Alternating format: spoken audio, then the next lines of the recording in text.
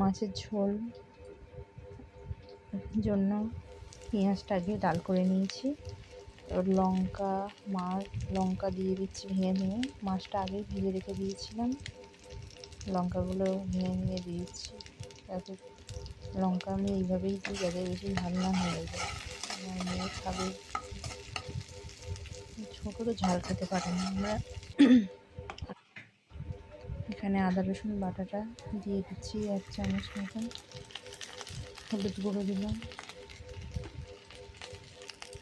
নুন দিলাম, দিয়ে ভালো করে মশলাটা এবার কষিয়ে নেব।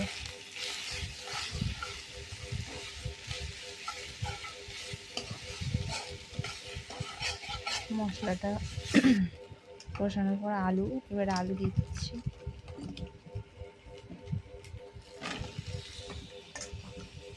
আলু দিয়ে মশলাটা ভালো করে কষিয়ে নেব।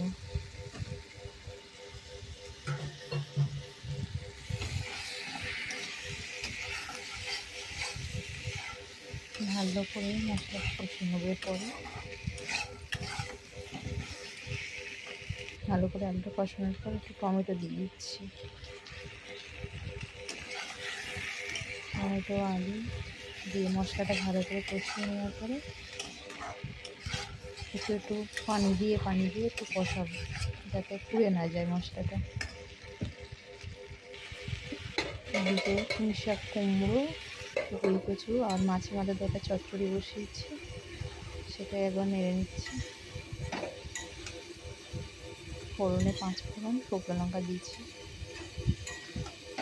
আর একটু সামান্য আদা রসুন বাটা দিয়েছি। পেঁয়াজ তো আছে। ভালো করে মাছের মাথাগুলো ভেঙে দিচ্ছি। মাছের মাথাগুলো ভেঙে দিতে তারপরে স্বাদটা বেশি হয়। টমেটোটা ভালো করে খুন্তিতে ভেঙে ভেঙে দিচ্ছি, নয়তো টমেটোটা যাতে তরকারিটা না হয়। প্রথমবার ভিডিও করছি, কিছু মনে করুন। কীভাবে ভয়েস ওভার দিতে হয় ভালো করে পারিও না, একটু চেষ্টা করছি।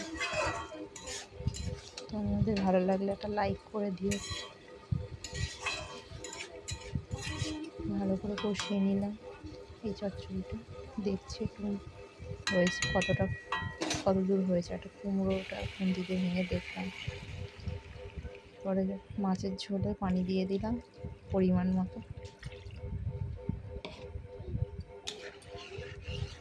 দিয়ে এবার চাপা দিয়ে দেবো।